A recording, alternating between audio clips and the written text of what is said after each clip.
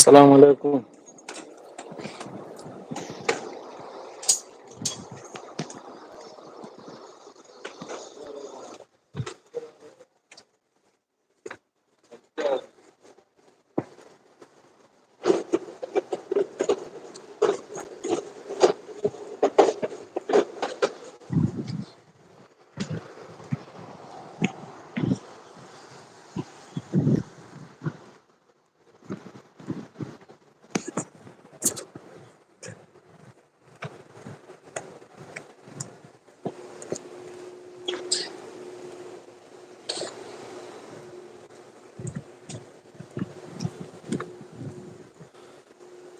वालेकुम अस्सलाम। Hi bro, Nawaz Khan कम तौरगे नुंगाइरिब्रो? ꯑꯩ ꯍꯧꯖꯤꯛꯇ ꯔꯨꯝꯗ ꯍꯜꯂꯤꯝꯅꯤꯗ ꯍꯧꯖꯤꯛꯇ ꯗ꯭ꯌꯨꯇꯤ ꯃꯆꯥ ꯑꯃ ꯂꯥꯛꯆꯟꯗꯅ ꯑꯗꯨꯅ ꯑꯃꯨꯛꯀ ꯆꯦꯟꯊꯔꯝꯂꯦ꯫ ꯄꯨꯡꯂꯣꯏ ꯂꯣꯏꯔꯒ ꯂꯣꯏꯔꯝꯗꯥꯏꯗ ꯑꯃꯨꯛꯀ ꯅꯞꯁꯤꯜꯂꯛꯄꯁꯦ ꯁꯤꯗꯅꯥꯕ ꯇꯥꯜ ꯇꯠꯂꯤꯁꯦ꯫ ꯄꯨꯡꯂꯣꯏ ꯂꯣꯏꯔꯒ ꯑꯃꯨꯛꯀ ꯅꯞꯁꯤꯜꯂꯛꯇꯅ ꯑꯃ ꯂꯣꯏꯊꯣꯛꯂꯝꯃꯦ꯫ ꯂꯣꯏꯊꯣꯛꯂꯝꯃꯒ ꯍꯜꯂꯤꯝꯅꯦ ꯍꯧꯖꯤꯛ ꯔꯨꯝꯗ꯫ ꯆꯥꯛ ꯏꯁꯤꯡ ꯆꯥꯔꯛꯂꯦ꯫ ꯇꯧꯈꯠꯂꯤꯁꯦ ꯌꯦꯡꯉꯨ ꯕ꯭ꯔꯦꯛ ꯈꯔ ꯐꯥ ꯂꯥꯛꯄꯁꯨ ꯅꯥꯏꯅꯔꯛꯇ꯭ꯔꯦ꯫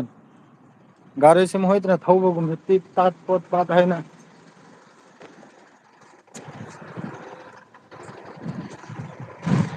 ꯑꯁꯤ ꯁꯥꯎꯗꯤ ꯑꯔꯕꯀꯤꯅꯤ꯫ ꯒꯂꯤ ꯒꯅꯥꯏꯁꯦ ꯇꯣꯏꯗꯅ ꯈꯣꯠꯇꯅ ꯂꯣꯏꯔꯦꯗ ꯁꯦꯝꯕꯤꯗꯗꯅ꯫ ꯁꯤ ꯃꯈꯩꯁꯦ ꯂꯣꯏꯅ ꯗꯨꯀꯥꯟ ꯉꯥꯛꯇꯅꯤ ꯑꯩꯈꯣꯏꯒꯤ ꯏꯂꯦꯛꯇ꯭ꯔꯤꯛ ꯄꯣꯠ ꯆꯩꯅꯤ꯫ ꯔꯨꯝ ꯆꯠꯂꯤꯝꯅꯤ ꯏꯇꯥꯎ ꯔꯨꯝ ꯆꯠꯂꯤꯝꯅꯤ ꯖꯅꯥꯕ꯫ ꯔꯨꯝ ꯆꯠꯂꯤꯝꯅꯤ ꯔꯨꯝ ꯌꯧꯗꯧꯔꯦꯗ꯫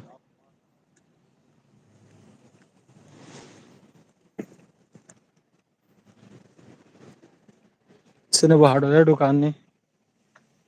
ꯁꯦ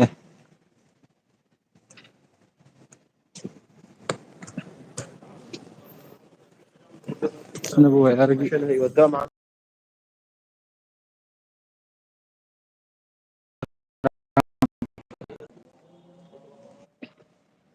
ꯂꯥꯎꯗ꯭ꯔꯦꯅꯦꯁꯦ꯫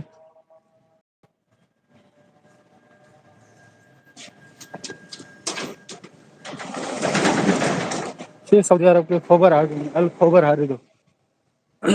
ꯍꯥꯟꯅꯗꯤ ꯑꯖꯥꯟ ꯂꯥꯎꯕ ꯀꯥꯟꯗ ꯂꯣꯏꯅ ꯗꯨꯀꯥꯟ ꯊꯤꯡꯗ꯭ꯔꯝꯃꯤꯗꯅ꯫ ꯍꯧꯖꯤꯛꯇꯤ ꯗꯨꯀꯥꯟ ꯈꯔ ꯊꯤꯡꯗ꯭ꯔꯦꯗ꯫ ꯍꯥꯟꯅꯗꯤ ꯗꯨꯀꯥꯟ ꯊꯤꯡꯗ꯭ꯔꯝꯃꯤꯅ ꯃꯥꯁꯣꯜ ꯆꯠꯅꯔꯝꯃꯤ ꯍꯧꯖꯤꯛꯇꯤ ꯆꯠꯇ꯭ꯔꯦ꯫ ꯍꯧꯖꯤꯛ ꯑꯅꯧꯕ ꯀꯥꯅꯨꯟ ꯑꯣꯟꯈ꯭ꯔꯦ꯫ ꯁꯤꯅꯕꯨ ꯑꯩꯈꯣꯏꯒꯤ ꯄꯟꯖꯥꯕꯤ ꯈꯔ ꯐꯨꯔꯤꯠ ꯐꯖ ꯐꯖꯕ ꯌꯥꯜꯂꯦ ꯂꯣꯏꯅ ꯐꯤꯔꯣꯜꯒꯤ ꯗꯨꯀꯥꯟꯅꯤ ꯃꯃꯥꯡꯁꯤꯗꯅ ꯑꯦꯛꯆꯦꯟꯁ ꯂꯩꯔꯦ꯫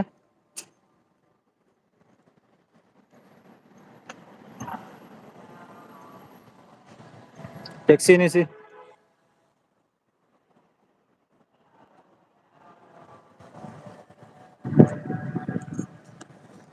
ꯑꯗꯩ ꯅꯨꯄꯤ ꯑꯃꯁꯨ ꯆꯠꯂꯤ ꯃꯃꯥꯡꯁꯤꯗ꯫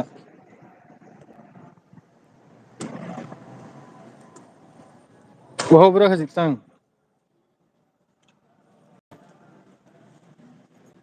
ꯑꯩꯁꯨ ꯆꯠꯍꯜꯂꯤꯝꯅꯤ ꯃꯔꯛ ꯃꯔꯛꯇ꯫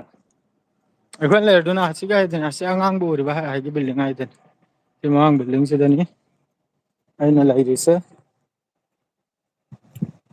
ꯁꯤ ꯕꯤꯜꯗꯤꯡꯁꯤꯅꯤ ꯆꯍꯤ ꯑꯃꯗ ꯂꯨꯄꯥ ꯂꯤꯁꯤꯡ ꯇꯔꯥꯅꯤꯄꯥꯜ ꯂꯨꯄꯥ ꯂꯤꯁꯤꯡ ꯇꯔꯥꯅꯤꯄꯥꯜ ꯃꯈꯥꯏ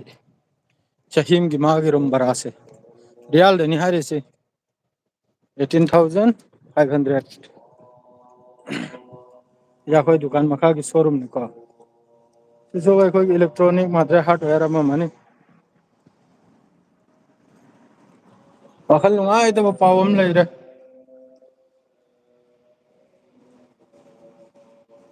ꯀꯣ ꯁꯤ ꯅꯝꯈꯔꯦ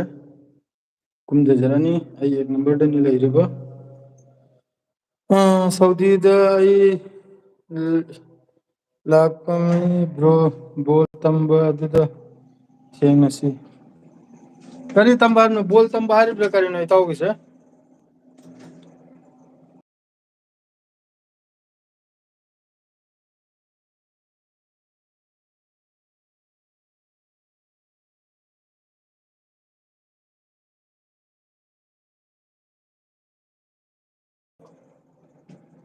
ꯌꯥꯁꯦ ꯍꯧꯖꯤꯛꯇ ꯂꯩꯕꯅꯤ ꯗ꯭ꯌꯨꯇꯤꯗꯒꯤ ꯍꯧꯖꯤꯛꯇ ꯂꯪꯗ ꯈꯣꯠꯊꯔꯝꯃꯒ ꯍꯧꯖꯤꯛꯇ ꯂꯥꯛꯏꯅꯤ ꯍꯜꯂꯛꯏꯅꯤ ꯍꯧꯖꯤꯛꯇ ꯂꯣꯏꯗ꯭ꯔꯤꯕꯅꯦ ꯍꯥꯔꯁꯨ यार क्या हुआ बबन खाना खा लिया हाँ क्या करेगा लगाएगा अदुनी मधु मोटरसु पुरकले वाशिंग मशीन की मोटरसु पुरकले अदु मोटरसु हजु पालगनिमनी हजु रूम चंगजलकले सिसि चेप खरेने करिगनो होंगे चार्ज से याउद्रे मोबाइल से तौरिसे ए दोस्ता कना कना लेके कमेंट से अमतंग पाथोके कना कनानो करे करे हाइदरनो हाइबिरकलो कमेंट से अमतंग पागे इस कमेंट दु ngरंग दगे चेक तौबनी कमेंट मखैसे वायम चादु चादु कमेंट यावरम लेन हे ताव मैं हम खक्ति हल खरमनी को इने साउनिंग दना दोना नुआ नुआ तो कमेंट यावरम ले उधर नहीं आ रहा है क्रिकेट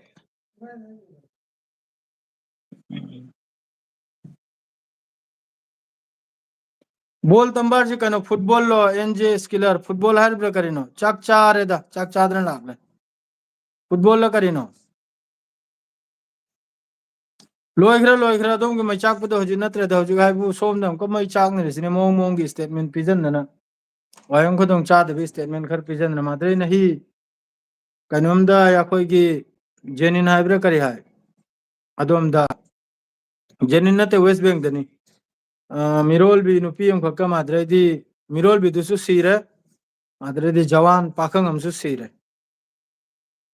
जी हम साथे ने लान से ताउनरे अब तुल करीम हाय मफम सिदा ओ फुटबॉल लो एनजेआर फुटबॉल मधु नते फुटबॉल सिदे साना दरुब्रा तम दरुब्रा करिनो ने हाँ एनजेआर स्किलर फुटबॉल तम दरुब्रा करिनो हाँ फुटबॉल तम दरुब्रा करिनो आप इसको थोड़ा आवाज कम करो भवन इसका आवाज इधर आएगा ये फिर बेकार हो जाएगा कॉपीराइट स्ट्राइक जब फुटबॉल का है तम दौर ना कराए देना फुटबॉल तम को दौर से तम को दौर शान दौर बराबर सीधा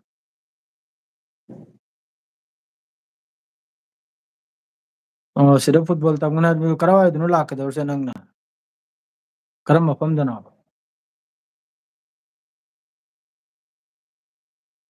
करीगनो नंग ने जनाब नंग ने यासिंग याम कंचिक खरेसे करी हाइनिंग बुलाई दग दग हाइरो पा के दर नमी चुप दे आई की कमेंट पा दे म पा दे ना नहीं तो कमेंट से पा गए ना थोगले से ऐसे याम साथी ना लान से हमको तब न दौर में दिल्ली से याम साथी ने या कोई ग्राहक से या कोई ये ग्राहक से कतर की तरफ से स्टेटमेंट पी खरमनी सऊदी अरब तसु जे अमेरिका ट्रम्प ना हाइरकपदो सऊदी अरब तसु फिलिस्तीनी मखै थमजलबे वा हाइरकपदरा कतर ना हमदगिसु लाउरखरमनिको कतर मादरेदी अमा मिडिल ईस्ट की कंट्री मखैनसु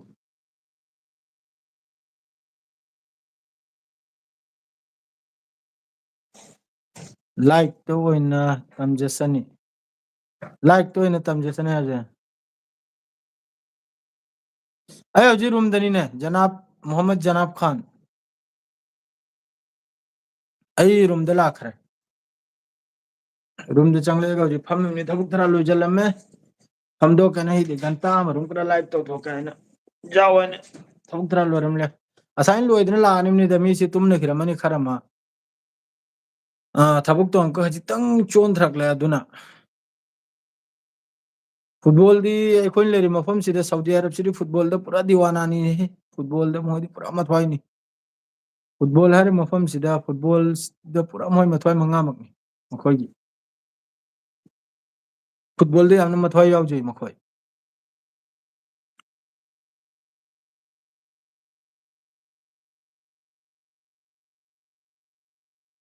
सऊदी रियात्रो लाओ ला दे खंगा लाओ ला के उनरगे ने कसु नते नोंग बदलाव न ट्रेन गला थोकबद कसु कायम नते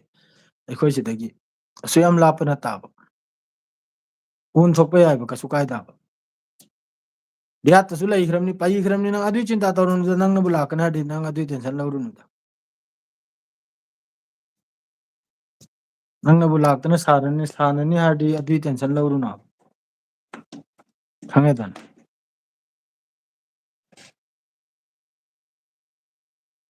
दी टेंशन लौरुनु नंगना लाक्तना सानने हरदी सऊदी अरबिया की करंब मफमदनो आई लाके आई खबर दनी ने मोहम्मद जनाब आई खबर दनी नंग खबर दरा कराइदनो लाउने उने से आई खबर ती नंबर दनी लेरिबन हक सी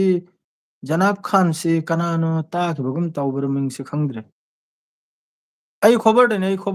ती नंबर दनी जनाब खान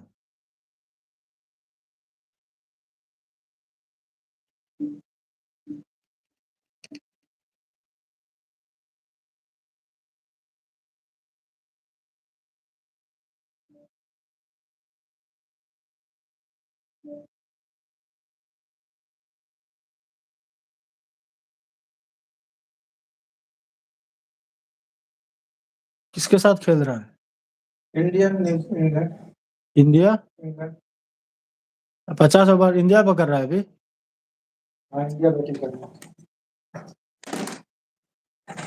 वालेकुम अस्सलाम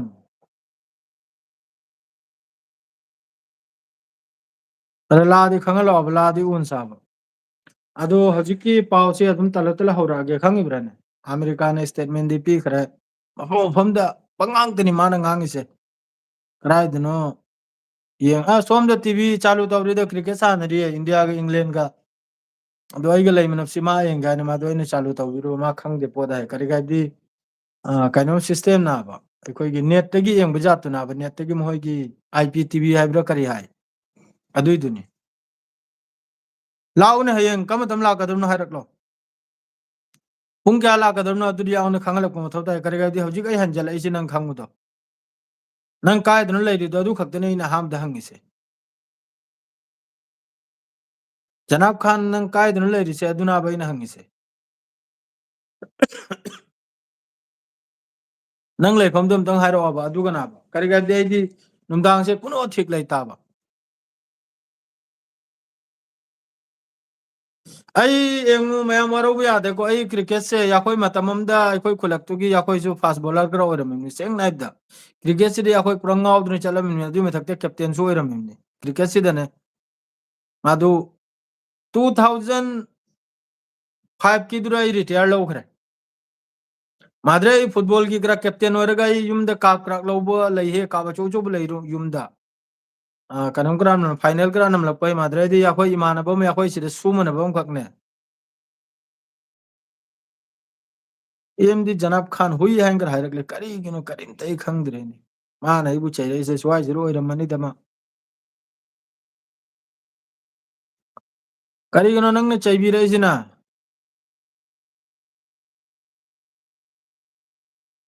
जनाब खान नंग आइना ब्लॉक पिजल खरेदी नंग लारोइदो नंग अमुफाव नंगी कमेंट थोक लारोइदो नंग फजन ngang su ngang de bida ya singra chikle ga taurise mayam ma helbe chakre khangde dana ni nang aibu o kana na jo hairakte janab khan ta hai karawa gino so hairakte adu si khupi je maktum sum nambada dum mangkhra nimni nangi kumenum pawla aro ya ba hai bre na ai adu gidu parwa taude seng na ibda nang na haire ga ne ai si aduni hairek la ga ne khangga dawrise नत्रदी ma'am चक्रमने खुत्तगी इताव नंग खंगदननी दो मी मोंगी मी थेंगनदने तत्तन चायदने पूरा चक्रमनी ma'am आदरे हजिकनबु social media दे याम कन्न viral अमु ओइरी अखोय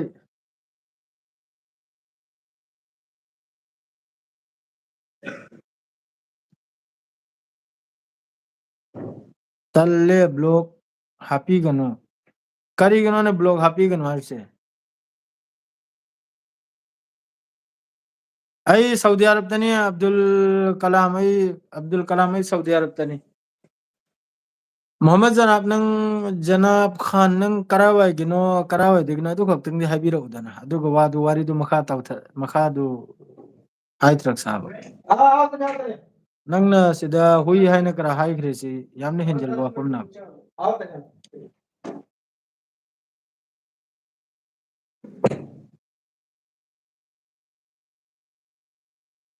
नुमिचु blog हाबले blog तरा कुल नुमिचु कुन कुथरा करा हाबला कने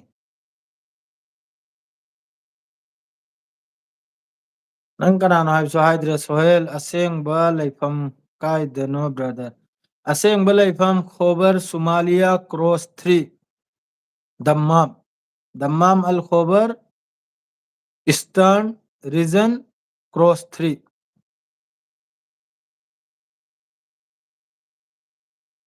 हुई हाइबदी हेलो हाइबा फजै नंगी हेलो खुदाइदुसु यामना थागतनिंगाइगी अनौबा अनौबा सी एकोई पुथोकचबमनि सी साइंटिस्ट अमनि मोहम्मद जनाब खान से हुई हाइरिसी माना हाइरिबा हेलो हाइबनि हाइ फजखरो वाफम निसी मयाम खंगजनसी तुंगद काननि सिना अब्दुल कलाम इयाम्बसे हानसु उखरे माने याखोइदी ममांगेदी यामना फावरमबनी यामना लैबनी चाइदना फेसबुक ता अमा मदे खंगिद्रने अद्रु उरमसु याइ थैंक यू हाना उइ हाइबेदमक्ता यामना हरावजै ओ आई पोखफमसी सोहेल आई कसारदनी आई कसार मचानी कसार मचानी अदुइ मथक्ता पांगल मचानी अदुइ मथक्ता मणिपुरीनी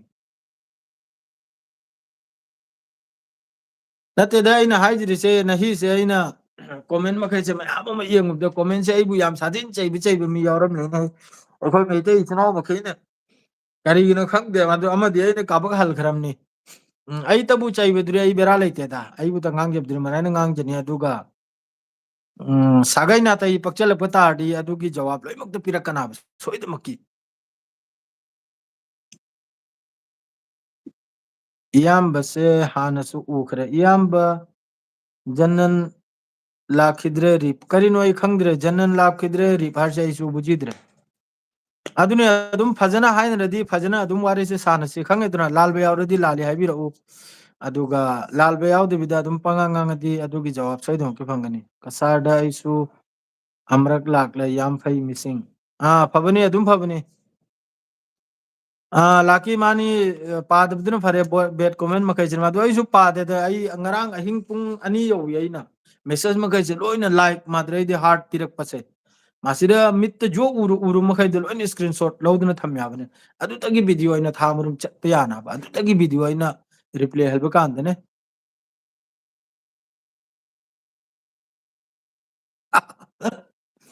नंग जानु साउदे ने करिगी साउगदौरिने हे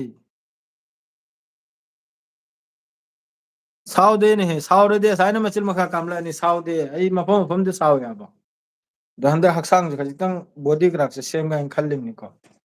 जिम लांग चत्तना नुमित चुप अइखोइ होजेन थबुक सुफम आइदने जिम सानफम ग्रा लै याबने अदु नुमित चुप नालुक तौरा इमनि नुपी साहे नुपी थीरब्रा नुपी थीरेने हिताउ नुपी थीखरे नुपी थीदेग्रा हारुबे याम नते मौलांकरा लोइने येंगिमनि लाइफ ता अद्रैदि फोन लांग लखतदना बेरा थांगनी जनाब सीखरे एंगो नहीं कि यामना नुंगाइ तौ पाव मिरोल भी मचा लेबि मबुक्ता मचा लेबि अद्रैदि मी अम खक्का हौजिकि तुल करीम हारिसे वेस्ट बैंक दा तुल करीम हारि मफम सिदा वेस्ट बैंक दा मासे मियो एनी से खत खराब असिगी नुपी असाई मिरोल भी मचा यावबि सिजु सीरे अद्रैदि असाईगी कनम सिजु सीरे पाखंग सिजु सीरे अदुना हौजि याम साथिना हौजि कनम मनुंग सिदा अद्रैदि direct हौजि कतरना हौजि हाइरइसी American हारिबना American ममांगैदि लाउरमले Somde Jordan अमसुंग खत्म हो गया क्या कौन जीता खलास वो कब लगाएगा आने के बाद अदुने खंगिब्राने तुम लोग गुड नाइट एनजीआर स्किलर तुम जरो नंग लापो कांदे खंगल ओ खंगिब्राने इंशाल्लाह लाइन हम तौरकनी नंग अदुई टेंशन लौरुनु खंगेदन लापो कांदे नंग खंगल ओ अदुनी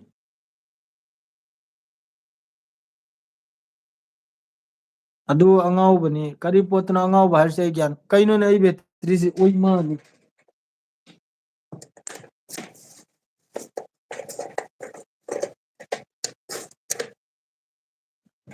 चार्ज सादी यावरमदे चार्ज सादी यावदे हजिकते चार्ज पालिमनी हजिक खक्ते चार्ज पालिम नाबा अमा थोखरे आइगा लैमनबसी थोखरे हजिकती मा लैबनिने खजितंग लाउथोंबदो नुंगाइते अदु मा थोखरे मा हजिक सी अइखोइना अदुम थबुक सुफमदे हक्सांगसे खजितंग साजेन से यामना दरकार से थबाक थरुसे सी साजेन जे खजितंग दरकार नाबने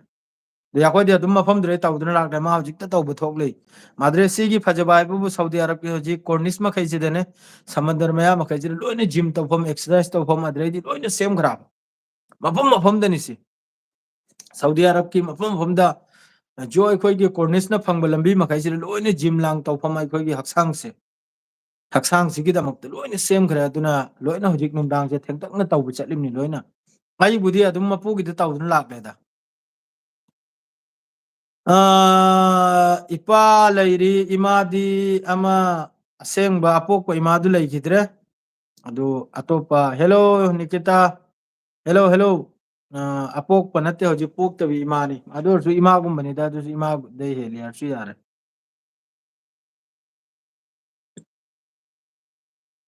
कैसे है आप अल्हम्दुलिल्लाह मैं ठीक ठाक हूँ निकिता आप कैसे है बताओ मादरेदी सीधा नहीं हैरम लगे यूट्यूबर मखैसे यूट्यूबर मखैसे अचौब यूट्यूबर मखैसे सिदा यंगबिरब महोय मैसे सपोर्ट तौरुनु सेंगना दो करेक्ट कांदबनी इसेंग सेंग बिवानी डायरेक्ट वानी जितना भी ये बड़ा यूट्यूबर है सपोर्ट मत करो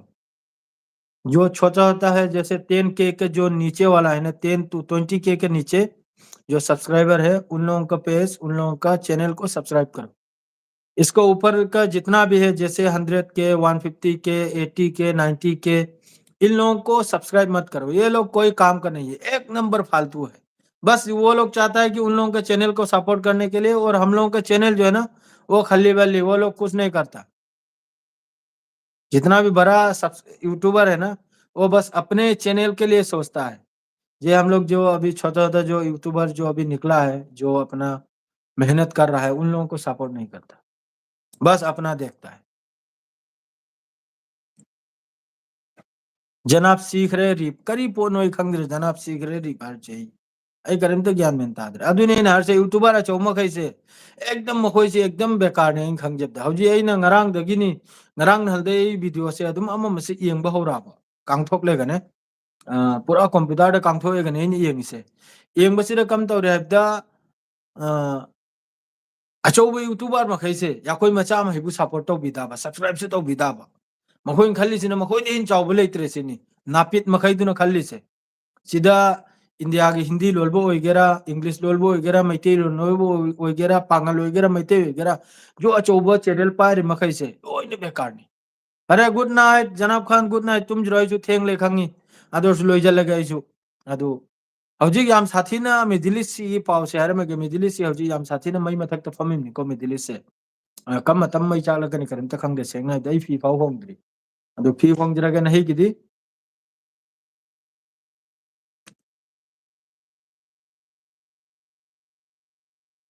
मानी एनजीआर स्किलर एकदम सुतौ तौ दमनी बस मोहन हारजे मोहय तबु सपोर्ट तौसिनी माद्रे इंडिया की चैनल खरंग लेरे एकदम आलतू फालतू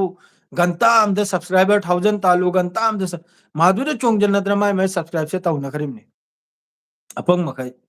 माद्रे दी हजि यूट्यूबर एखोय पांगल ओइगेरा मैते ओइगेरा मयाम यूट्यूबर जो जोबगी येंगना मयाम सपोर्ट तौरे मखोय गिदो नंगी पेज तो कांगथोक लेगे एडवांस मोड टू दे येंगवाबने नंगबु सब्सक्राइब तौरम लो याब सी आई वीडियो खुदिंगी लाउगदौरिमनी वीडियो खुदिंगी लाउगदौ गुड